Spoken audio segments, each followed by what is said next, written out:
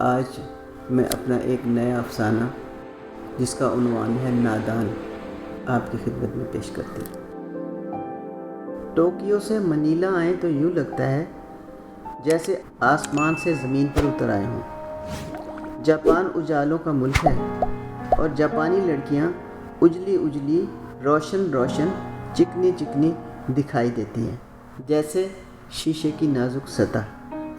ان کے مقابلے میں فلپینو لڑکیاں گدلی گدلی تھکی تھکی اور زرد زرد دکھتی ہیں۔ اور سب سے عجیب بات یہ کہ مرد جب کسی نئی سرزمین پر اترتا ہے تو سب سے پہلے اسے لڑکیوں کی فصل نظر آتی ہے۔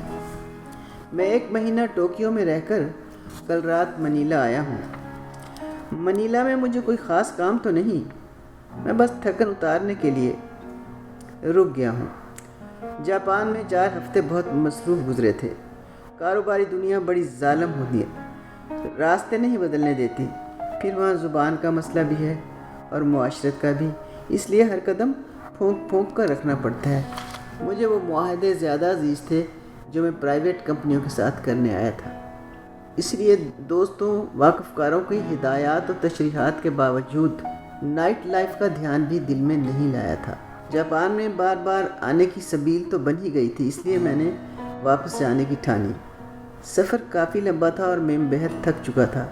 نزدیک تر پڑاؤ منیلا ہی نظر آیا۔ سوچا مجھے یہاں کون جانتا ہے، کیوں نہ ایک دن رک کر آرام کر کے تھکے ہوئے اعصاب کو تھپکی دے لوں پھر گھر جاؤں۔ گزشتہ شب میں منیلا آیا تھا اور آج 12 بجے دن تک سوتا رہا ہوں۔ اٹھا، شیو بنایا، نہایا، تازہ دم ہوا اور اپنا سامان نئے سرے سے پیک کر دیا، کیونکہ آج رات 12 بجے میری فلائٹ ہے۔ خیال ہے رات 10 بجے ہوٹل سے نکل جاؤں گا۔ رات 10 بجے تک وقت اپنا ہی تھا۔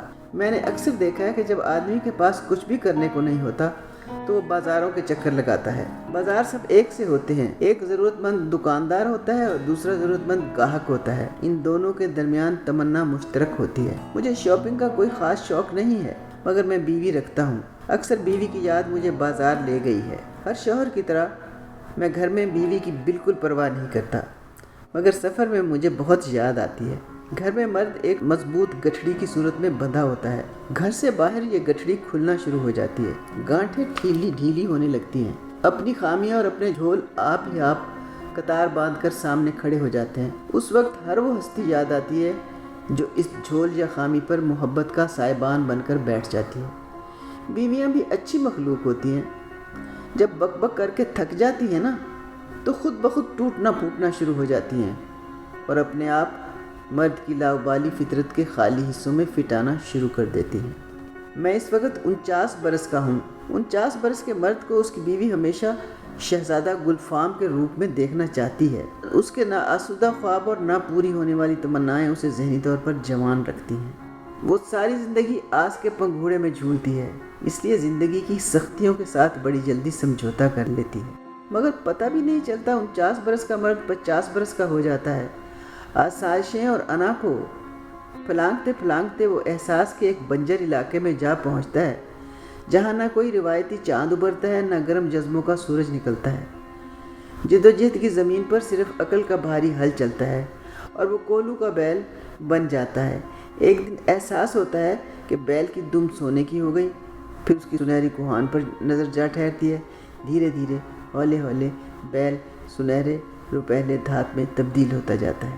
دھات سے کھنکتی مسکراتی کرنسی تو بنتی ہے، دھات کو احساسات سے کیا؟ میں بازار سے گزر رہا ہوں، میں ان سب لوگوں کو غور سے دیکھ رہا ہوں کیونکہ اپنی جوانی کو غور سے نہیں دیکھ سکا تھا۔ بعض نوجوان لڑکے لڑکیوں کو اس طرح دیکھتے ہیں جیسے فاقہ زدہ فقیر تنوری روٹی کو دیکھتا ہے۔ مجھے ایسا کچھ نہیں ہوتا، میں لڑکیوں کے پاس سے یوں گزر جاتا ہوں جیسے ہوا بن چھوئے گزر جاتی ہے، مگر میں ان کے سر پر ہاتھ رکھ کر چاند تاروں کی قسم نہیں کھا سکتا۔ اور پھر اتنا وقت کہاں ہے میرے پاس کہ تہ دہ تہ گریں کھولتا پھروں۔ لڑکیاں ہمیشہ پہیلیاں بن کے پیش ہونا چاہتی ہیں، وہ اپنے اوپر ایک اسرار کا خول چڑھا کے ملتی ہیں۔ میں الف لیلوی دیس کا باشندہ نہیں ہوں، 49 برس کا آدمی پہیلیاں نہیں بوجھ سکتا۔ چلتے چلتے میں ٹھٹک گیا۔ سامنے فٹ پاتھ پر ایک تصویر ٹنگی تھی اور اس نے میری توجہ کھینچ لی۔ میں نزدیک آیا تو فٹ پاتھ پر بیٹھے ہوئے چھابڑی فروشوں نے مجھے گھیر لیا۔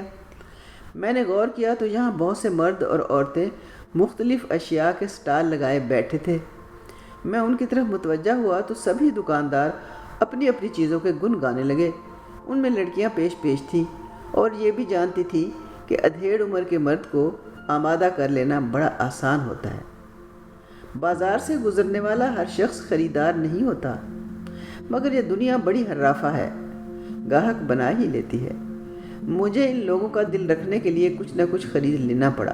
عام طور پر ان فٹ پاتھی دکانداروں کے پاس بعض اوقات نادر چیزیں بھی دستیاب ہو جاتی ہیں، مگر میری نظریں بار بار دور ٹنگی ہوئی تصویر پر رک جاتی۔ مجھے یوں تصویروں میں الجھتا دیکھ کر بوڑھا زیرک دکاندار دوڑا آیا اور مجھے بات سے پکڑ اپنی دکان میں لے آیا۔ پھر اس کی زبان کینچی کی طرح چلنے لگی۔ ایک تصویر، دوسری، تیسری، اور پھر اس نے میری نظروں کی چوری پکڑ لی اور سامنے لٹکی ہوئی کھلے بالوں والی عورت کی تصویر اتار لایا، جھاڑ پونچھ کے میرے آگے رکھ دی اور شروع ہو گیا۔ دیکھیے صاحب، یہ لاجواب پورٹریٹ ہے، تصویر نہیں، جادو کی پٹاری ہے۔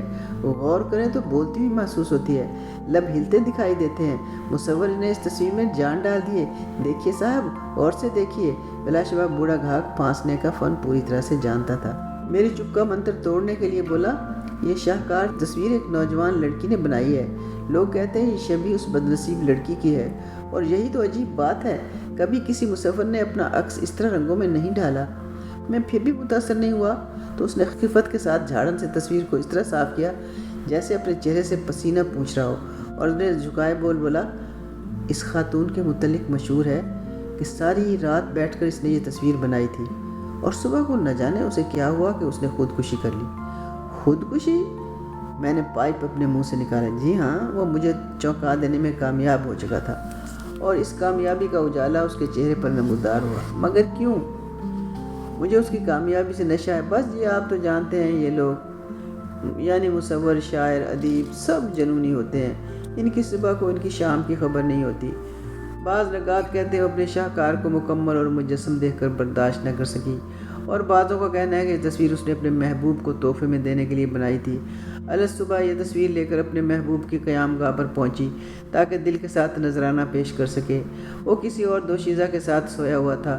دل برداشتہ ہو کر پلٹی اور وہیں سمندر میں کود کر جان دے دی۔ میں نے پائپ کا ایک لمبا کش لے کر دھواں فضا میں چھوڑا اور بڑے سکون سے پوچھا، اس کی قیمت کیا ہے؟ بولا، $500۔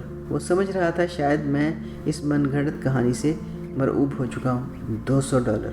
میں نے اسی سکون اور رمز کا، صاحب جی آپ کیا کہہ رہے ہیں؟ بوڑھا چمکا، یہاں لوگ اس تصویر کے پیچھے دیوانے ہیں۔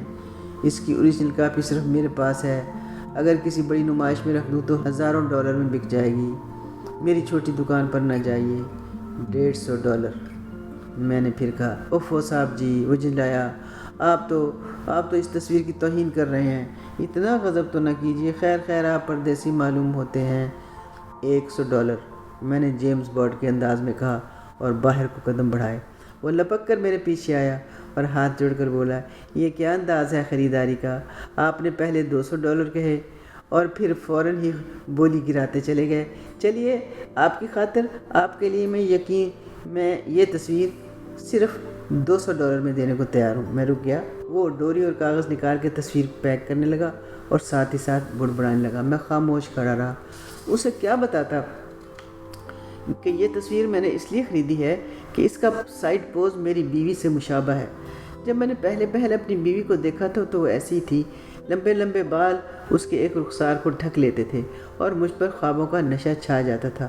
چونکہ یہ بات میں نے کبھی اسے کہنا پسند نہیں کی تھی، اس لیے آج ہر قیمت پر یہ تصویر خرید کر اسے پیش کرنا چاہتا تھا۔ میں جب ہوٹل میں داخل ہوا تو رات کے 9:30 بج رہے تھے اور 10 بجے مجھے چیک آؤٹ کے لیے جانا تھا۔ میں نے ریسیپشن سے اپنے کمرے کی چابی مانگی تو چپنی لڑکی نے مسکرا کر کچھ کہا اور ایک چٹ میرے ہاتھ میں پکڑا دی۔ یہ کیا ہے؟ میں نے پوچھا۔ بولی، 2 بار آپ کا فون آ چکا ہے۔ کس نے کیا؟ ایک لڑکی نے۔ آپ کو یقین ہے وہ میرا ہی نام پوچھتی تھی، میرا ہی کمرہ پوچھتی تھی؟ میں نے مزید حیران ہو کر کہا، جی ہاں۔ لڑکی مانی انداز میں مسکرائی۔ میں نے پیغام والی چٹ کو غور سے دیکھا، واقعی میرا نام اور میری کمرے کا نمبر درج تھا، اور فون کرنے والی لڑکی کا نام بھی درج تھا، موڈیسٹا۔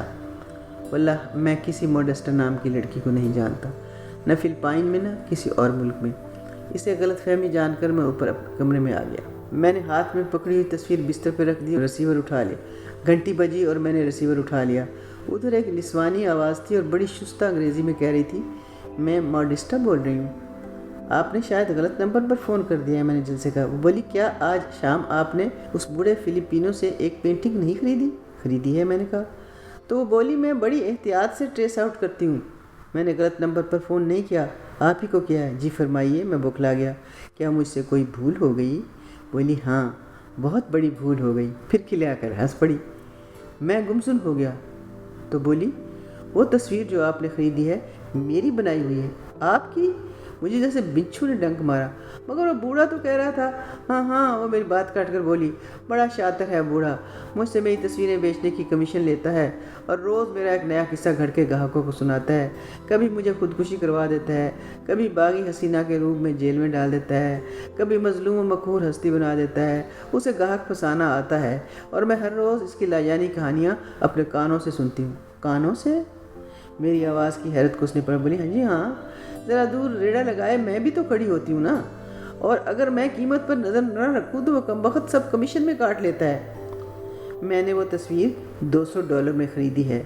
میں نے پھر تھوک نکل کے جلد سے اس کو مدد کرنے کی، ہاں مجھے پتہ چل گیا تھا اور اس لیے میں نے آپ کو فون کیا ہے، مجھے پوچھنے کا حوصلہ نہ ہوا۔ تو شکست خوردہ آواز میں بولی، آپ نے ایک گونگی اور مردہ تصویر $200 میں خرید لی، حالانکہ آج رات آپ مجھے صرف $100 میں خرید سکتے تھے۔